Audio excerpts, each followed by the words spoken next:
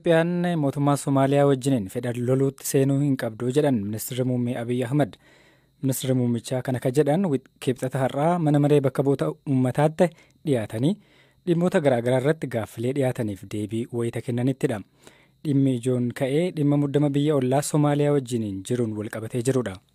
የሶማሊያን መንግስት የሚያፈራርስ የሶማሊያን መንግስት ህልውና የሚያጠፋ የሶማሊያን መንግስት Itoophiyaan fedhii mootummaa Somaaliyaa diiguu mootummaa Somaaliyaa balleessuu yookaan miidhuun qabdu. Waggoota kurnan darban keessaa nageenya Somaaliyaa eegsisuuf lammiileen Itoophiyaa kumaatamatti lakkaa'aman du'aniiru. Somaaliyaa keessa kan duunu nagaan Somaaliyaa nagaa keenya, misoomni isaanii misooma keenya waan ta'eef uummata obbolaadha jennee waan yaannuufi. Somaaleef biyya akka Itoophiyaa du'eef hin jiru. Ibsa kan baaseef garuu inuma jira. Somaaliyaa wajjin lolas ta'e dubbii kamuun barbaannu. Isaan obbolaa keenya waliin taanee waltumsuun guddachuu feena. Ministeerri Muummee Abiy dabaluudhaan dhimma nageenyaaf tasgabbii biyyattii irratti kan dubbatan yoo ta'u, waa'ee marii waraana bilisummaa Oromoo kan isaan shanee jedhan wajjiniin godhame irrattis yaada kennaniiru. አንዱ የሚነሳው ጥያቄ ከሸኔ ጋር የተደረገው ድርድር ግልጽ አይደለም. Gaaffiin ka'u inni biraan mariin shanee wajjin godhame ifa miti kan jedhudha. Maal walii galtaniitu gara biyyaa galani? Maal immoo waadaa seenamee fi raawwachuu dhabnaan lolatti seenan kan jedhudha. Akkuma yaadattanii waamichi nagaa humnoonni mormitootaa Itoophiyaa biyya jiran irraa gara biyyaatti galuun yaadaan haa wal falminu jechuun waamichi dhiyaate dubbii jalqabaa paarlaamaa keessatti dhiyaate keessa ture. Jijjiramaan booda ji'oota 3 yookaan 4 boodas haasawaa paarlaamaatti gooneen kana booda walajjeesuun haa hafu koottaa galaa jennee waamicha dhiyeessine. Ergasii abaawoo adda bilisa baasaa Ogaadeen Gamboot sabaattis Ihaappaa fi paartilee kaanis waamichi walfakkaataan taasifamee fi gara biyyaa galanii haala garagaraan haala itti socho'aa jiraniin waliigalteen abaa wajjin godhame maali jedhanii kophaatti kaasuun dhimmicha ija shakkiin ilaalurraa kan hafe bu'aan qabu.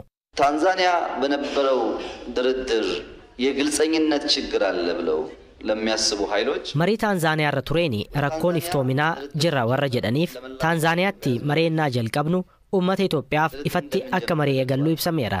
Erga maricha eegallee booda dhimma goolabaa uummata Itoophiyaaf kana jennee himuuf nu dandeessu irra waan hin geenyeef waan tokkollee dhiyeessuu hin dandeenye.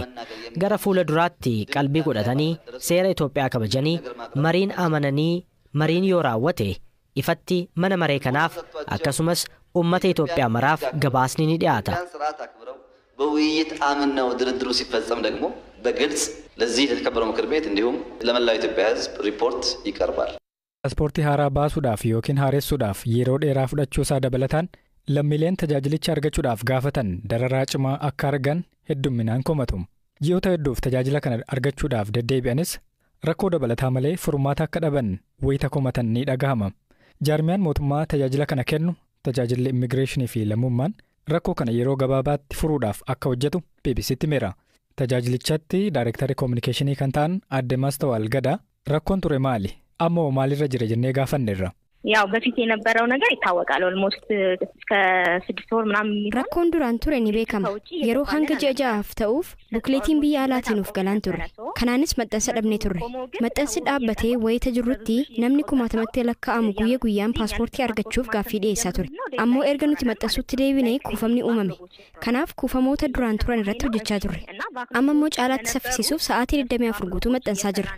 Namoonni hedduun mataa gaafatamuu kaasee imalli isaanii gufachuu himachaa jiru kan jedhus kaafnee fi kana deebisan. ያው ባንዴ ዜሮ አታስገባውም ብዙ ባክሎኮች ስለነበሩ ባንዴ ዜሮ መግባት አይችልም ነገር ግን kuufamni hedduu waan tureef hojimaata badaa akkasii zeerootti hin galchitu haa ta'u malee hojii hanga sa'aatii 11 walakkaatti hojjechaa turre ammatti sa'aatii 24f maxxansaa jirra. Akkuma miidiyaalee hawaasa keenya teelegiraamii irratti argaa jirtu kumaatamatti kan lakkaa'amudha naannolee fi as Finfinneettis raabsaa kan jirru. Kanaan achi garuu kanneen isaan jala ture onlaayinii irra gaafatanii guyyaan beellamaa kan isaan jalaa darbee fi imala rifachiisaa qaban haala addaatiin keessummeessaa jirra. Kunis beellama baasiidhaa qaban ta'uu danda'a.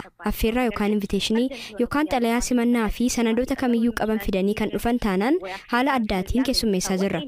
Sababa keenyaan jalaa harkifate waan ta'eef sanada imala sirrii namoonni qaban karaa lakkoobsa 138tiin tajaajila haaraa kennaa jirra. Kanaan achi nama imala rifachiisaa hin qabne garuu akkuma maxxansineen lakkoobsa bilbilaa ittiin iyyatan irratti karaa 787 ergaa gabaabaa erginaafi guyyaa jedhame sanaan dhufanii fudhachuu danda'u. Tajaajilli paaspoortii argachuu akka duraan ture yeroo gabaabaatti argachuutti yoom deebi'a? በጣም በአጭር ጊዜ ውስጥ አሁን ላይ በደንብ እየተሰራ ነው ያለው። በጣም በአጭር ጊዜ ውስጥ ወደ መደበኛ ammatti haalaan hojjetamaa jira. Yeroo gabaabaa keessatti karaa yeroo idileetti deebina. Kanaan wal qabatee fedhiinis haalaan dabaleera. Duraan namni imala innaa qabudha paaspoortii argachuuf kan gaaffii dhiyeessu. Amma garuu hawaasichi osoo gaafattee kan biyya biraa imalu qofa miti paaspoortii kan dhimma bahaa jiru. Paaspoortiin sanada imalaa ta'ee tajaajila. Hawaasni keenya garuu akkuma waraqaa eenyummaatti baankiitti akkasumas bakka adda addaatti itti gargaaramaa jiru. Kanaaf fedhiin jiru haalaan ol ka'aadha. Akkuma jettee duraan hojimaanni ji'a tokkotti yookaan ji'a lamatti ittiin qaqqabu tureera. Ammatti nuyi sa'aatii 24 hojjechaa waan jirruuf yeroo dhiyootti gara sagantaa keenyaa idileetti deebina. የ24 ሰዓቱ እየሰራን ወደ መደበኛ እንትኖች እያመጣ ነው ያለነው። Lammiilee Itoophiyaa biyyoota alaa jiraniif hoo wanti yaadamee jira jennee gaafannee turre. እንደ መጀመሪያ አካባቢ ካሳውስ ከመግለጫም ስንሰጥ ቅድሚያ ሰጥተን ነው Amma dura ibsa kennaa turreen lammiilee keenya biyyoota alaa jiraniif dursa kennaa keessummeessaa turreerra. Bukleetiin akkuma nu gaheen maxxansinee ergaa jirra. Akkuma sila kaasee rakkoon ture hanqina paaspoortiiti. Kunis kuufama hedduu dhaleera. Ammatti garuu cimnee si'oominaan hojjechuun lammiilee keenya biyya alaas biyya keessaas jiraniif haala fooyya'een raabsaa jirra. ኢትዮጵያውያንም እዚህ ላሉትም በተሻለ ደረጃ ዲስትሪቢዩት እያደረግን ነው። Tiin baratamne keessatti hirmaachuudhaan milkaa'aa jirtuuti. Kurunyi galgalee jedhamti. Haadha ilmaan lamaa yoo taatu dorgommii wal'aansoodhaan waggoota 5 oliif shaampiyoonaa Oromiyaa fi biyya injifataa jirti. Kurunyiin godina Gujii aanaa Waadaraatti dhalattee guddatte. Haadha ijoollee taatee wal'aansoo irratti hirmaachuu ishee qeeqni hawaasarraa akka ishee irratti dhiyaatu dubbatteetti. Kurunyiin akkatti dorgommii wal'aansoo eegalte waa'illi koomaatii olaanaa dubbiseera. Akka ittiin jalqabee dhumaa mana barumsaa baradhuu dhufaniitu mana yaamani. Achii gaafa dhaqee taphadhuu inuma mo'adhee godinni qabatee naan deeme. Yoomi kuni? 2008. Achii asallaa irratti nadhee taphadhee mo'adhee Oromiyaa bakka bu'ee deeme sil'ee mo'adhee galee oona. Umriin kee meeqa yeroo sana? Umriin kiyya gizee sanitti waggaa 20. Shaakala qabda moo humna kee ilaalaniiti moo akkamitti si filatan ture yeroos? Obboleessa kiyya tokko taphataa ture ijoollee warra kanaa ijoollee jajjaba waan ta'eef intaltitu hin danda'u ooltu jedhaniituma dhufanii na waaman. Akkasuma yoo na dhaqee inuma taphadhee eega taphadhee inuma mo'adhe. Godina qopheessa yaani Waadara bakka bu'e gaafas. Mo'adhamoo hin mo'atama jedheetuma wanni keessa jedhu. Achi seeneetuma innaa fireeshii anillee innaa sanii uumamaan beeku eega seenee taphadhee inuma injifadhee waaqinuma irra na aanse. Asitti mootii sadarkaa federaalaa irratti waan inuma na qarqaaree mo'adhe. Yeroo sana seera isaa beektaa wal'aansoo? Seera wal'aansoo gizee sanii uumamaan beeku hundumaan qabee buuse mala. Waan eegasii keessa dhufte mee natti himi? Eegasii wanni keessa dhufe? Abbaa manaallee achuma argadhee ispoortuma kanarra wal baranne. Yoomi abbaa manaa kee wajjin kan wal fuutan? 2008 achumatti wal barree gallee booda bultii ijaarranne. Ijoollee qabdaati amma? Ijoollee 2 qaba. Haadha ijoollee taateetuma wal'aansoo moo taphattaa? Akkasuma. Mee natti himi waan hawaasni naannoo siin jedhu waan maatiin kee siin jedhu ilaalcha hawaasaa maal fakkaata? Ilaalchi hawaasaa ati heerumtee akkamiin taphattaa hin danda'ama heerumtee inni daa'ima 2 fudhattee hin dandeettu maani naan jedhanii hawaasillee maatiillee. Angaruu ispoorticha waan deemee mi'a isaa beekuuf waan jaalala isaa qabuuf irraa hafuu hin dandeenye numa deema. Eega deemee taphadhee boodallee waan inuma na qarqaaree irra aana jira gammaatti. Kan jiraattu bakka leenjiiti moo manuma jeeqee jiraatta? Yeroo gizuma amma fakkeenyaaf Oromiyaa bakka bu'iisaati ka'ee malee gaafa mana kiyya galu ammoo hojima kiyya hojjedhaa leenjii kana maaniin qabu. Sadarkaa naannootti si'a meeqa injifattee? Mo'atamee hin beeku akka sadarkaa federaalaalleetti numa taphadha. 2011 ka haalli isaa mijaa'e haga sanii numa taphadha injifata jira akka Oromiyaa bakka bu'eellee jechuudha. Si'a meeqa mo'atte badhaasni ati argatte maali? Badhaasi hoomaan jiru gaafa qaraa gaafa 2011 akkuma 5 badhaasanii baran geddallee Oromiyaan birrii 5,000 isin badhaasne jettee nu mallatteessitee birrii san nu dhooggatteeyyu warra tokkoffaa ba'eef. Isa kanarratti hamileen hin jiru garuu ani waan jaalala ispoortii qabuuf deema malee hamileen qabu dhaloonni duubaa waan fakkeenya narraa fudhatu tokko hin qabu. Akka Oromiyaatti si'a meeqa injifatte yeroo meeqa waancaa fudhatte? 2011 irraa kaasee gammaatti akka Oromiyaatti dubartiin ana qofaayyuu namni warqii fudhatu 2011 kaasee. Kan bara kanaa mee natti himi eessatti ture meeqaffaa baate? Kabara kana Amboorratti ture tokkoffaa ba'ee amma naannoo bakka buunee deemisaa fi qophii jirra amma. Oromiyaa bakka buutee si'a meeqa mo'atte Itoophiyaa keessatti? Haga amma namni biraan ammoo waggaa 5 jechuun 2011 kaase. Karoorri fuulduratti qabdu mul'ati kee? Mul'atti kiyya sila odoo namni jaalatee odoo hamileen jiraatti ani ittuma fufaayedha dhaloota itti guddisaayedha.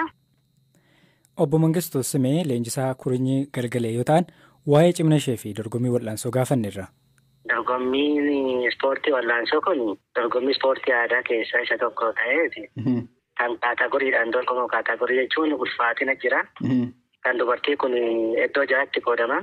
Isheen isa keessaa 58-62 irratti dorgomu. Kiiloodha jechaadha. 58-62 kun kiiloogiraamii isaanii gidduu kana warra jirantu wajjin dorgoma. Isheen achirratti dorgomu. Isheen bara 2009 irraa eegaltee hagammaa dorgomaa jirti. Yeroo meeqa mo'atte isheen dorgommiiwwan akkamii mo'atte akka Oromiyaatti akka biyyaatti? Akka bara dorgomuu eegalteerra jalqabeeti. Hagammaa mo'achaatuma jirti. Dorgommiin akka biyyaatti dorgommiin wal'aansoo kun waggaa waggaadhaan adeemsifamaa? Waggaa waggaadhaan adeemsifama. Federeeshinii ispoortii aadaa Itoophiyaatiin waggaa waggaadhaan qophaa'a. Isheen amma 2011 irraas ka jiru anumatu mo'achaa tureetti. Sirriidha 2011 irraa eegaltee hagarraa isheetu nyaachaa jira. Aanarraa qabee hanga